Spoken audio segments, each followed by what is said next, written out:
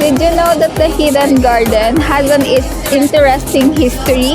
6 years ago, the owner of Hidden Garden suffered from 3 heart attack and half of his body been paralyzed. Fun facts, ang Hidden Garden pala ay isa siyang features ng Lilong at Lilang. At nagsiserve sila ng Ilocano dishes like vegan longganisa at sisig.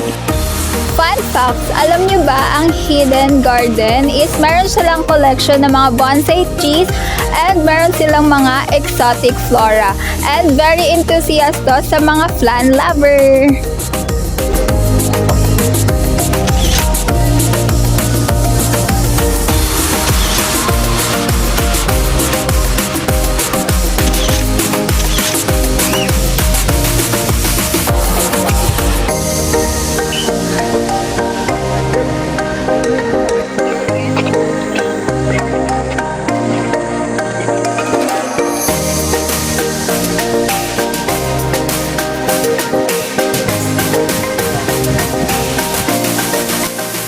Kapurpurawan Rock Formation is known as the Golden Acres of Burgos. It is a massive rock formation of white rocks which shines brightly under the sun. And it is 4.5 kilometers away from the main road, so you may only walk or ride a tricycle to get in here. Fun facts, did you know that the Kapurpurawan is derived from the Ilocano word which means puraw, and that means is white, and the name is derived from the color of rock formation which is white. The rock formation is a result of 1,000 years of sedimentation and erosion sculpted by the natural force of wind and waves.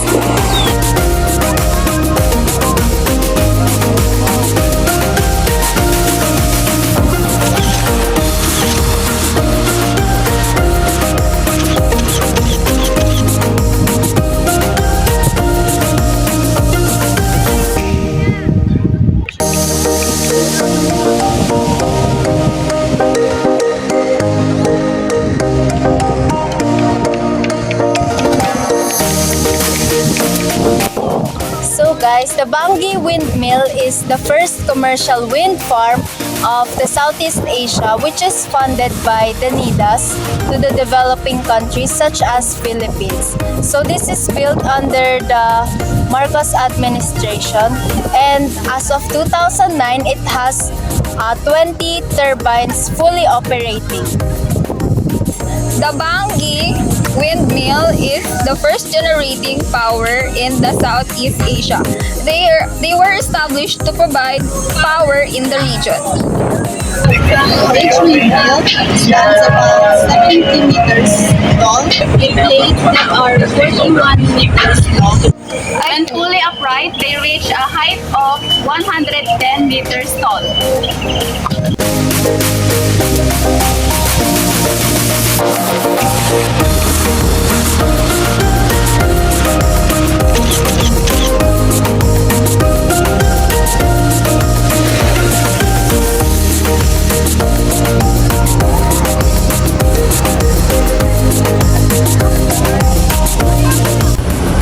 Pagudpod is a 4th-class municipality of the province of Ilocos Norte.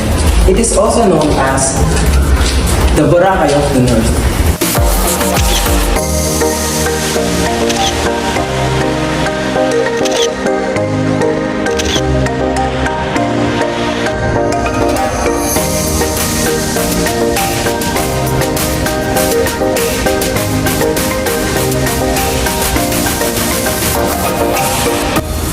Alam nyo ba, ang Patapat Bridge ay isang 41 meters ang haba at ang Patapat Bridge ay kadugtong ng Ilocos to Cagayan.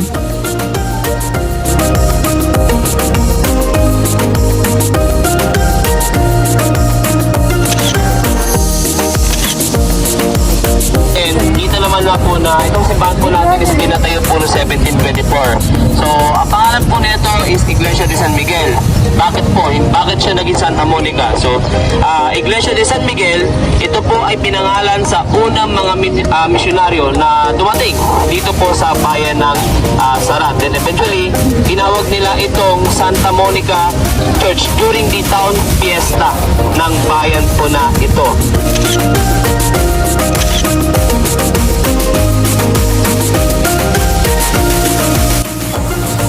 Marcos Museum. Dito makikita ang life story ni Ferdinand Marcos. Itinayo ito noong 1979. Makikita dito ang kanyang journey sa politics at servitude.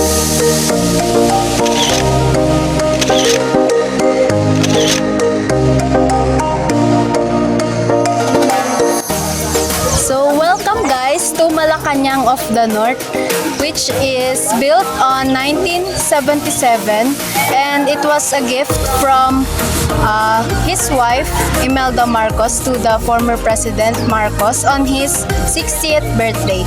So, here in Malacanang of the North, we can see 7 rooms which represents the significant events which happened during the term of Ferdinand Marcos.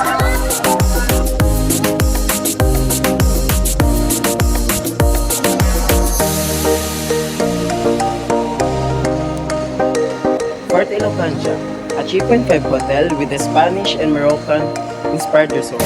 It has a total of 293 well-appointed guest bedrooms.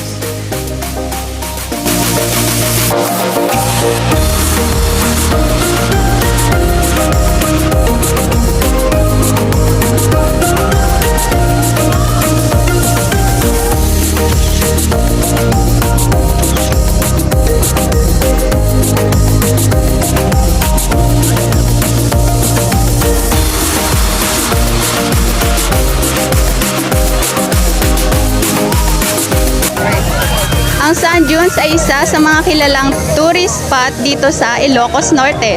At ang buong area na ito ay may sukat na 88 square kilometer at kilala rin ito as a great spot of 4x4 jeep and sandboarding.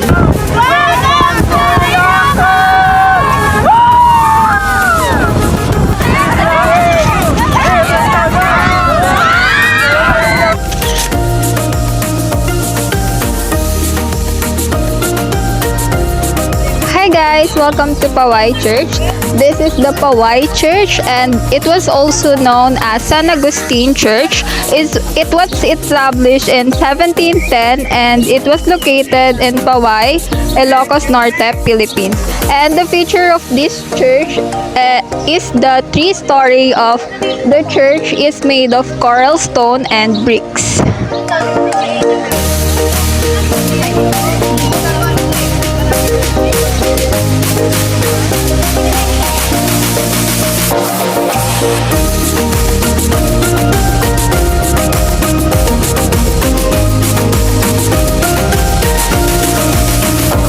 Ang Calle Crisologo ay kabilang sa UNESCO Heritage Site.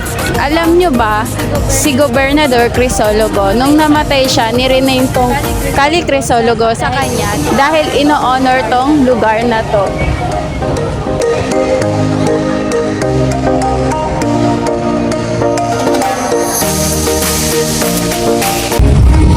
Hello guys, nakasakay po kami dito sa Calesa. Ang Calesa ay galing sa Spanish word na Calesa. Napalitan lang siya ng C ng A. And ang Calesa ay dinala ng mga Espanyol dito sa Pilipinas noong 1700. Ang Calesa ay naging primary mode din ng transportation for both public and private sectors dito sa bansa. Until the 20th century, people used the Calesa to travel from one place to another. And it was also commonly used to transport goods. Ang Calesa is a type of two-wheeled horse-drawn carriage na ginagamit dito sa Pilipinas. So ayun guys, nandito tayo ngayon para interviewin ang bus coach ng bus number 6 ng ating JVD management. So, siya nga po pala si Coach Red. So, Coach Red, ilang years na po kayong nagtatrabaho as a bus driver? Bago pa lang ako, 2 months. 2 months pa lang ako nagda-drive ng tourist dito sa tour dito sa Ilocos. So, sa 2 months nyo pong experience, ano po yung pinaka-memorable na experience nyo po as a bus driver? Para sa akin, meron akong dalawang pinaka-memorable. Like yung good side and yung bad side. So, yung good side is yung contact between us na coach tapos sa inyong mga students. Kasi lalo na sa mga students na mababait, kagaya nyo, syempre, mga maalalahanin, naalala namin yon. And then yung isa naman is yung sa, like yung pag nagkaroon ng aberya, kung kahit na gano'ng kaingat yung pagdadrive naming mga coach, meron pa rin sa kasama sa kalsada na di natin inaasahan na mga aksidente. Yun yung isang part na memorable talaga. And last question po. So, ano po yung sa tingin nyo yung pinaka magandang destination ng Ilocos? So, parang pag sinabing Ilocos, ito yung pinaka tumatatak na destination. Para sa akin kasi talaga yung buong Ilocos, lahat maganda eh. Wala akong masabing pakit. Even the road, kasi sa Manila, alam nyo naman, number 1 is traffic. Dito, wala kang masasabing traffic. Nakita nyo naman yung biyahe natin. So, sa kalsada pa lang, sa view, sa environment, lahat maganda. And thank you po, Coach Red. Yeah. So, nandito po tayo upang interviewin ang tour guide na bus number 5 ng JVD Management. So, ito nga po pala si Kuya Albert, ang Alden ng bus 5. Yeah. Woo! So, sir, ilang years na po kayong tour guide? Sa akin kasi, ang simula ako noong 2015, nag-training ako under Department of Tourism Region 1 and nakapagtapos din ako sa Ilocos Sur Community College Bachelor of Science in Tourism. Malaking tulong itong tourist guide. Sa buong years po ng ng experience nyo, ano po yung parang pinaka-memorable na experience nyo sa pagiging tour guide? Memorable experience, siguro yung araw-araw yun akong tawagin pogi. Wow. Hindi, joke lang. Araw-araw kang makakakilala, makakakita ng iba't ibang klase ng personalidad at tao sa industriya ng turismo. Kasi hindi araw-araw magkakaparehas ng ugali. Nandiyan yung hahaba yung pasensya mo, andito yung super mag-enjoy ka, andito yung itatrato ka bilang pamilya. Na hindi ka basta isang tour guide, kundi kabilang ka dun sa pamilya na namamasyal lang na gusto mo lang ipakita sa parang kamag-anak mo, ito yung aming probinsya, dito tayo mamamasyal, ito yung kainan namin. Yun yung isa sa mga best experience, one of my memorable experience na habang nag-work ako, tinuturing din nila akong pamilya. So last question po, ano po sa tingin nyo yung parang pinaka tumatatak na destination dito sa buong Ilocos? So pag sinabing Ilocos Norte, itong destination yung pinaka nagre-represent mo. When it comes sa tumatatak talaga akin, hindi lang ito sa Ilocos Norte, kundi sa Ilocos Sur. Sa Ilocos Sur kasi pag sinabi natin Ilocos Sur, unang-unang tatatak yan is the historic city of Vigan. Bakit?